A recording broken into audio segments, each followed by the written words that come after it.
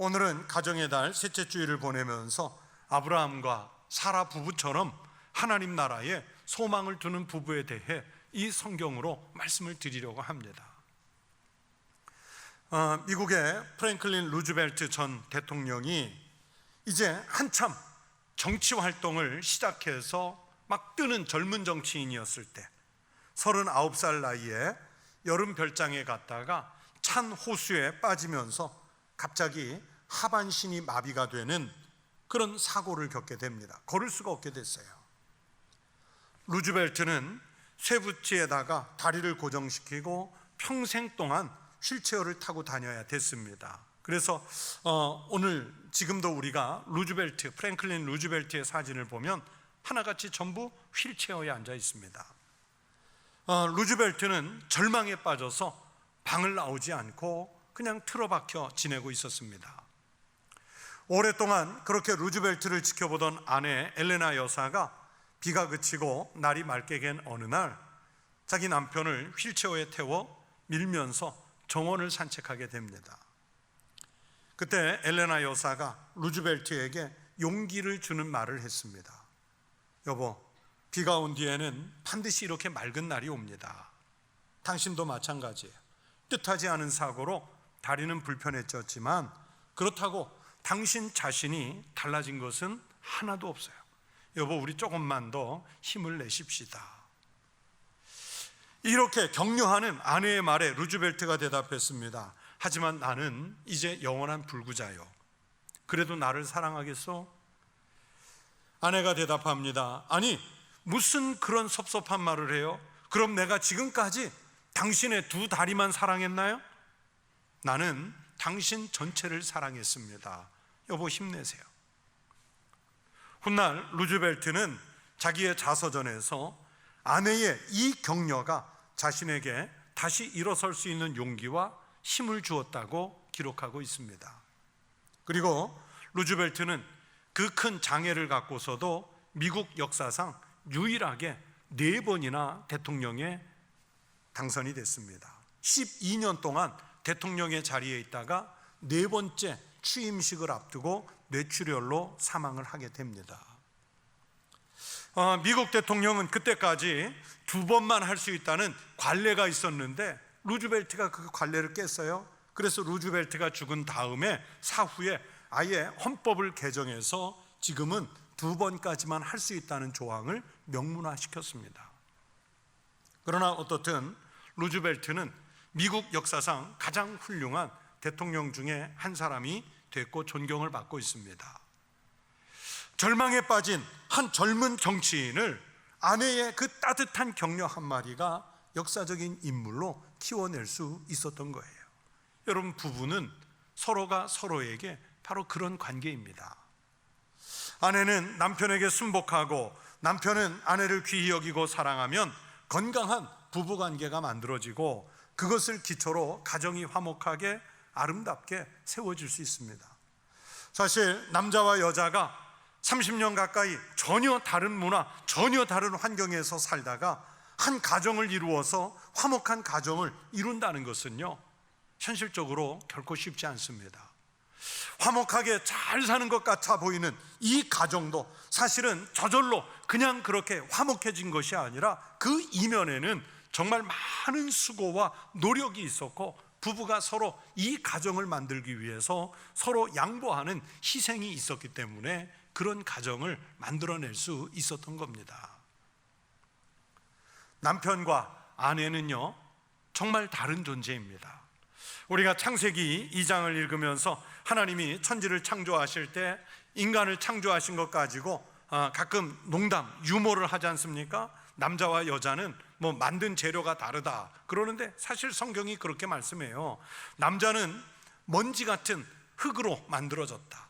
우리가 읽는 한국어 성경에는 흙으로 만들었다 그렇게 기록되어 있는데 영어 성경은요, 좀 더 정확하게 From the dust of the ground, 땅 위에 먼지로 만들어진 존재가 남자예요. 먼지로, 바람에 한번 불면 날아가 버릴 먼지로 만들어졌어요. 여자는 남자의 갈비뼈를 빼서 본 차이나로 만들었잖아요. 재질이 달라요. 가격이 달라요. 남녀가 만들어진 재질이 다른 것처럼 성격도 어떻게 다르냐면, 여성들은 어떤 일에든지 책들을 보면 감성적인 반응을 기대하는데, 남자는요 우선 해결책, 정답을 얘기하려고 그래요. 저도 이것 때문에 가끔 쿠사리를 듣는데, 쇼핑을 예를 들어서 마트에 가면 남자는 자기 살 거 사고 나면 얼른 나오고 싶어 해요. 남자들 쇼핑 가는 거 싫어하잖아요. 근데 여자분들은 간 김에 한 바퀴 둘러보고 가자고 그래요. 남자는 어떤 문제가 맞고 있으면 혼자만의 동굴로 들어가서 해결책을 찾아서 나오려고 해요. 여성은 그 문제를 놓고 같이 고민하고 상의해서 하자고 말을 걸어옵니다. 그렇게 많이 달라요. 그러니 이렇게 다른 두 사람이 만나서 성경의 말씀대로 하나가 된다고 해도요 참 어렵습니다. 하나 더하기 하나는 둘이 되는 부부가 현실적으로 더 많습니다. 그러나 하나님은 분명히 두 사람이 연합하여 하나가 되라고 말씀하시지 않습니까? 어떻게 그렇게 될 수 있습니까? 그것은 모든 것을 수용할 수 있는 은사의 열매, 사랑의 답이 있습니다. 사랑은 어느 날 뚝딱 하늘에서 내려오는 것이 아닙니다. 성경은 성령의 9가지 열매를 말씀하시면서 9가지 열매 중에 제일 먼저 사랑의 열매부터 말씀하지요.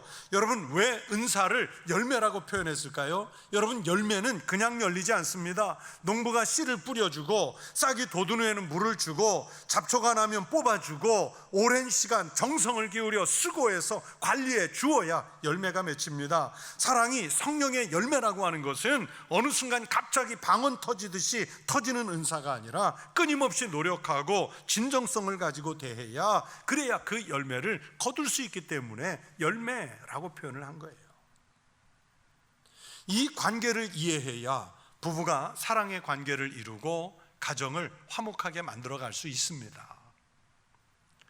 하나님께서 아담을 만드신 후에 보시니까 아담이 홀로 있는 것이 참 외로워 보였습니다. 여호와 하나님이 이르시되 사람이 혼자 사는 것이 좋지 아니하니 내가 그를 위하여 돕는 배필을 지으리라 하시니라. 사람이 혼자 사는 것은 하나님 보시기에도 좋지 않아 보였고 쓸쓸해 보였습니다. 그래서 하나님은 아담을 위해서 돕는 배필을 짓기로 하셨는데, 이 돕는 배필이라는 말의 히브리어 원래 뜻은 적합한 반려자라는 뜻입니다. 그리고 응답하는 자라는 뜻을 가지고 있습니다. 남편과 아내는 상하 위아래 계급 관계가 아니라 이 원뜻대로 서로 적합하게 도움을 주면서 공존해야 되고, 또 서로를 필요로 할 때는 응답할 수 있는 관계여야 한다는 뜻입니다. 아담이 하와를 처음 만난 후에 얼마나 좋아했던지 이는 내 뼈 중에 뼈요 살 중에 살이라 그렇게 고백합니다. 인류 최초의 결혼식장에서 그렇게 고백을 하는 거예요. 지금도 결혼 주례를 하려고 신랑 신부 앞에 놓고 서서 보면 아주 신랑 신부가 해맑은 표정으로 서로에게 이는 내 뼈 중에 뼈요 살 중에 살이라 그 표정으로 바라봅니다. 그러나 그랬던 부부가 막상 살면서 보면 그런 감격을 점점 잃어가는데, 그것은 이해하려는 마음, 사랑하려는 마음, 그 노력을 기울이지 않기 때문입니다. 여러분, 그래서 결혼해서 결혼식장에 서서 부부가 되는 것은 한 사랑이 완성되는 것이 아니라 이제 그때부터 본격적으로 사랑을 배우면서 만들어가면서 가정을 세워가기 시작하는 겁니다. 남편과 아내를 서로 생각하면서 여러분 가정의 중심축이 어디에 있는가 생각해 보십시오.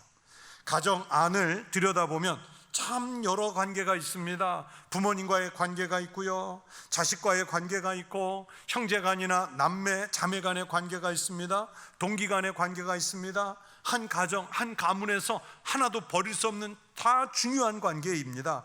그러나 이런 관계가 가정의 중심축은 아닙니다. 성경은 남편과 아내의 관계, 즉 부부가 가장 중요한 관계이고, 이것이 가정의 중심축이라고 여러 차례에 걸쳐서 말씀합니다. 그렇다면 가정을 평안하게 화목하게 만들려면 우리가 어디에 제일 많은 힘을 기울여야 하고 어떤 관계를 제일 먼저 회복시켜야 되겠습니까? 당연히 바로 부부입니다. 가정의 중심축인 부부관계, 즉 남편과 아내의 관계가 건강해야 그 가정 전체가 건강해집니다. 반대로 다른 관계, 부모와 자식 관계, 형제들의 관계가 아무리 좋아도 남편과 아내의 관계가 불편하다면 다 불편해집니다. 이런 가정은 건강한 가정이 될 수 없습니다. 우리나라 통계가 아닌 미국 통계지만 부부관계의 정도에 따라서 자녀들의 문제 발생률이 어떤 차이가 있는지 제시한 통계가 하나 있습니다. 4가지 관점인데, 첫째는 부부 사이가 좋고 또 아울러서 부모와 자녀 사이까지 함께 좋으면 내 자녀가 문제아가 되는 발생률이 5%밖에 안 됩니다. 둘째는 부부관계는 좋은데 그 부모와 자녀의 관계가 나쁘면 문제 발생률이 28%로 약 6배 가까이 뜁니다. 셋째, 부부관계가 나쁘고 부모와 자녀의 관계가 좋으면 문제 발생률은 35%로 높아집니다. 네 번째는 부부관계도 나쁘고 더구나 거기다 부모와의 자녀의 관계까지 나쁘면 문제 발생률은 무려 90%까지 치솟게 됩니다. 결국 자녀가 문제가 되는 것은 부부의 문제 때문이지 내 자녀가 친구를 잘못 사귀어서 환경이 나빠서 경제적으로 어려워서가 아닙니다. 우리는 예를 들어서 아이가 문제아 사고를 쳐서 학교에서 선생님이 부모님 오시라 그래서 가면 보통 내 아이가 잘못되면 누구 핑계대요? 친구 핑계대잖아요. 얘가 원래는 착하고 성실한 아이였는데 학교에서 친구 잘못 사귀어서 그랬다. 왜 애만 친구에게 그렇게 책임을 돌립니다. 그러나 이런 통계들은 자녀가 문제아가 되는 이유의 제일 큰 원인은 바로 부모인 그 부부의 관계에 있다는 것을 제시하고 있습니다. 우리 가정이 건강한 가정, 화목한 가정이 되려면 부부관계가 먼저 회복되어야 합니다. 부부가 서로 사랑으로 성숙해지는 가정이 되려고 정말 갖은 노력을 기울여야 합니다. 서로 그렇게 희생하려는 마음이 있어야 합니다. 오늘 우리가 읽은 이 성경 말씀은 어떻게 하면 부부간의 차이를 극복하고 정말 아름다운 사랑의 관계를 만들어갈 수 있을까 하는 하나님의 방법을 우리에게 말씀해 주시고 있습니다. 먼저 하나님께서 아내들에게 주시는 말씀이 있습니다. 1절 말씀을 보세요. 아내들아 이와 같이 자기 남편에게 순종하라. 이는 혹 말씀을 순종하지 않는 자라도 말로 말미암지 않고 그 아내의 행실로 말미암아 구원을 받게 하려 함이니. 말로 감동을 시키는 것이 아니라 행실로라도 감화와 감동을 줘서 남편의 그 영혼을 구원하겠다는 의지가 담겨 있습니다. 그래서 성경은 아내는 남편에게 순종해야 한다고 가르칩니다. 여성들의 입장에서는 조금 불편한 말씀일 수 있습니다. 이 베드로가 고대 가부장주의 시대에 살았기 때문에 이렇게 말씀했을 것이라고 평가할 수도 있습니다. 그래서 오늘날의 시대에 잘 맞지 않는 말씀처럼 들릴 수도 있습니다. 그러나 하나님께서 성경에서 이렇게 말씀할 때는 분명히 그 담겨 있는 뜻이 있을 겁니다. 이 말씀은 성경이 기록될 당시에 봉건적인 문화를 반영해서 주시는 말씀이 아닙니다. 인간을 만드신 하나님께서 우리들의 심리 구조에 따라서 깨우침을 주려고 주시는 말씀이라는 뜻입니다. 앞에서 잠깐 말씀드렸던 것처럼 남자와 여자는 모든 면에서 정말 다른 존재예요. 오늘날 가정의 문제가 심각한데 이혼하는 가정이 많아졌잖아요. 이혼하는 사람들의 그 첫 번째 이유가, 압도적인 이유가 성격 차이라는 걸 댑니다. 그런데 이 성격 차이라고 하는 것은 사실은 남녀의 차이입니다. 인간의 사고방법에서 남자들은 길고요, 직선적이고, 그리고 남성들의 두뇌는 부분적으로 사용하기 때문에 한 번에 두 가지를 잘 해내지 못합니다. 여자들의 기대와 달리 반응을 해도요, 남자들은 되게 무덤덤하고 소극적으로 반응을 해요.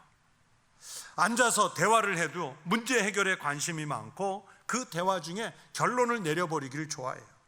사업에 대한 이야기, 정치에 대한 이야기, 토론하기 좋아하고요.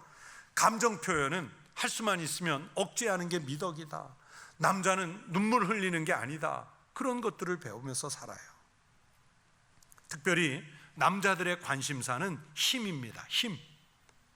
서로 경쟁하면서 대접받는 자리, 인정받는 자리, 높은 자리에 올라가고 싶어 하죠. 왕대접 받고 싶어 합니다. 명예 욕구가 강해요.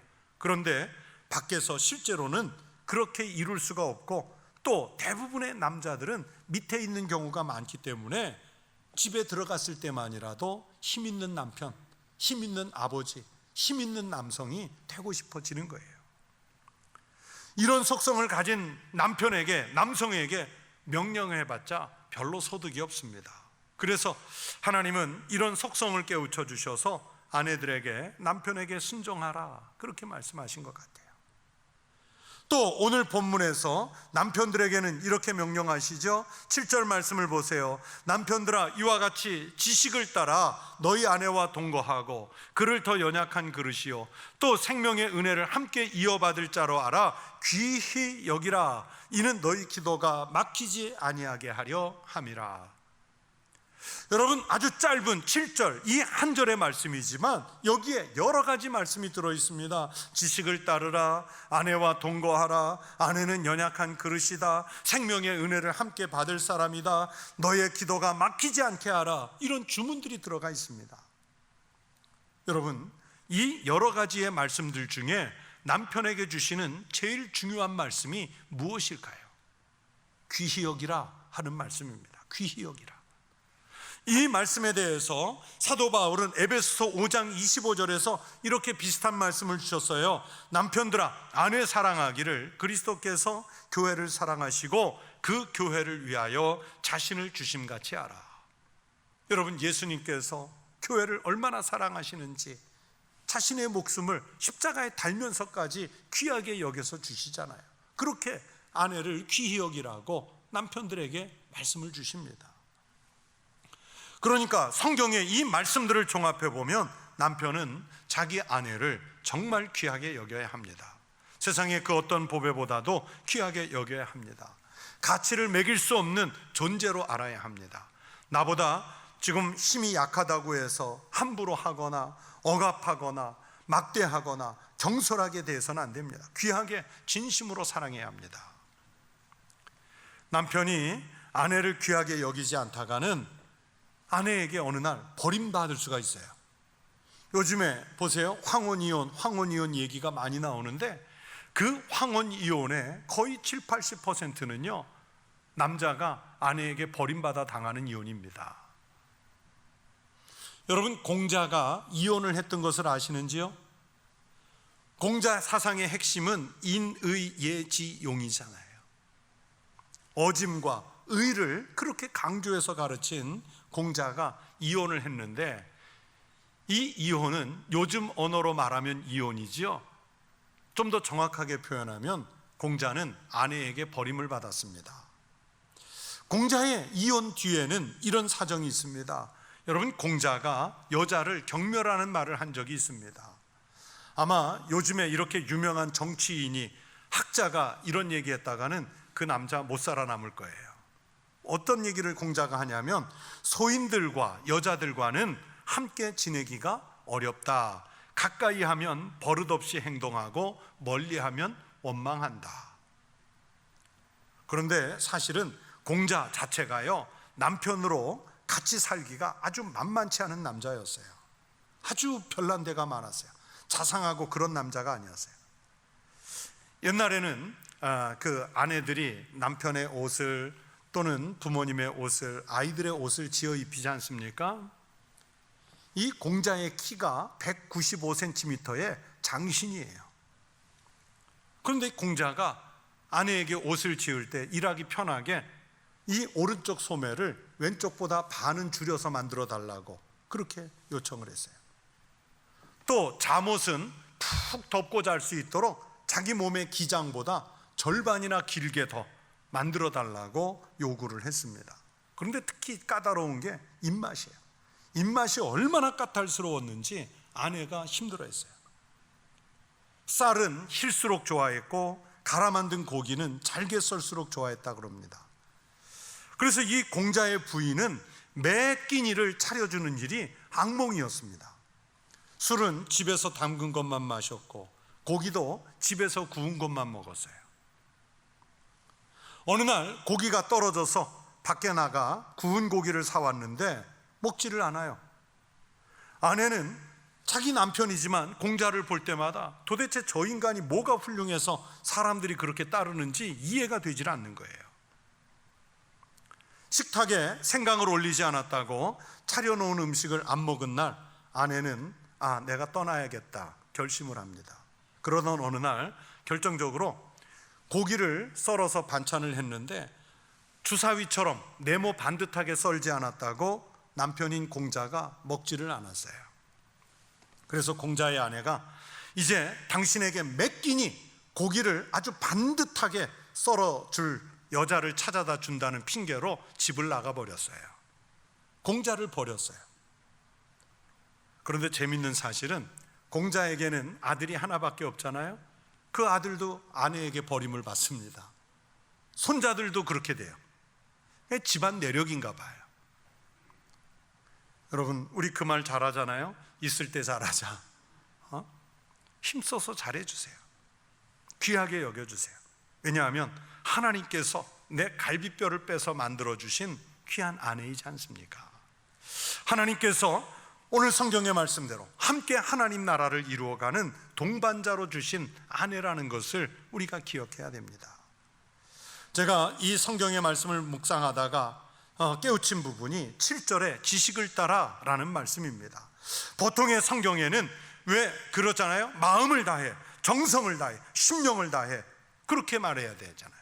아내를 사랑하라 그렇게 말해야 되는데 오늘 성경은 지식을 따라 너희 아내와 동거하라, 또 이것을 바꾸어 한다면 지식을 따라 너희 남편과 동거하라 그렇게 말씀하셨을까요? 이 말씀 때문에 오늘 전체의 말씀이 하나님께서 남녀의 속성에 따라 주신 말씀이라는 힌트를 얻을 수 있었습니다.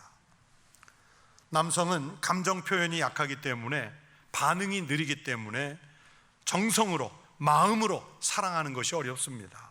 그래서 하나님께서 주신 말씀의 지식, 배워서 알게 된 그 지식을 따라서 그 힘으로 아내를 사랑하고 아내는 또 남편을 그렇게 사랑하라고 말씀을 주시는 거예요. 제가 신학교 다닐 때 헬라어와 신약을 가르쳐 주신 교수님이 우리나라 신약 성경을 번역한 신약학자 박창환 교수님이라는 분인데, 교수님은 오늘 이 베드로전서 3장에 이 말씀 본문을 주석하면서 아내의 요구와 기분과 주장을 알도록 하라는 말씀이라 그렇게 이 본문을 해석했습니다. 또 남편의 의무가, 아내의 의무가 무엇인지 깨달아서 같이 살라는 말씀이라 그렇게 해석을 했습니다. 지식, 곧 안다는 것은 히브리식으로 생각하면 친밀하고 깊은 교제를 통해서 알아가는 것을 말하는 것입니다. 여성이 감성의 힘으로 사랑한다면 남성은 지식으로라도 깨달아 알아서 아내를 사랑하고 귀히 여기도록 노력해야 합니다. 이런 속성을 따라서 하나님은 남편들이 아내를, 아내들이 남편을 귀하게 서로 여기고 사랑하라고 말씀을 주십니다. 성도 여러분, 우리 모든 가정은 하나님께서 세워주신 줄로 믿습니다. 특히 남편과 아내, 아내와 남편, 부부는 하나님께서 짝지워 주셔서 만들어 주신 줄로 믿습니다. 그 믿음을 가지고 서로 사랑하고 서로 세워주고 서로 존경하면서 건강한 부부관계를 이루도록 신앙적인 노력을 기울여 가시기 바랍니다. 오늘 본문은 그래서 남편과 아내, 부부는 함께 하나님께 소망을 두는 가정을 이루어가는 동반자라고 말씀하시는 것입니다.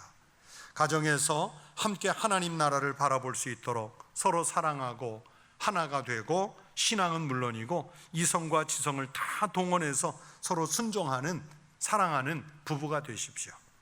그래서 여러분의 가정에서 이 땅 위에 하나님 나라가 이루어지는 복이 있으시기를 주의 이름으로 축원합니다.